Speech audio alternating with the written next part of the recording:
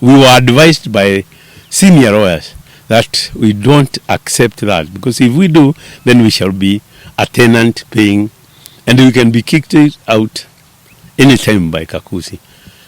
So we were advised we go to court and sue for adverse possession, because we were here for over, I don't know, you can calculate from 1934 to that time, which was 202. I don't know how many years is that. So we were rightfully entitled under adverse possession to be given the land. So we followed that. And from that 202, that's when we went to court. We went to court first in Nyeri. There were no other, there was no, it's called the environmental court around here. It was in Nyeri. So we went to Nyeri, and that's where we sued. Unfortunately, it took a long time. We don't know what was happening, but I presume maybe with the giant called Kakuzi.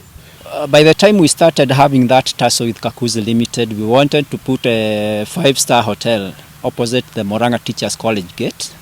But that is part of the reason why we started having problems with Kakuzi PLC.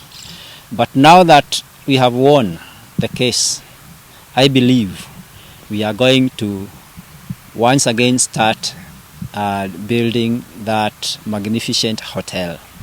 On the other side, towards Methine, we have a 17-acre parcel of land on which we were putting a golf club house.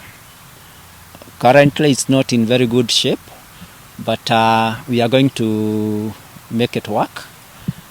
Anytime the golfers play here, they can drive it's about 800 meters from here, and that is how it used to be.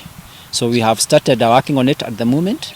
So very soon we are going to have a very nice clubhouse for Makuyu.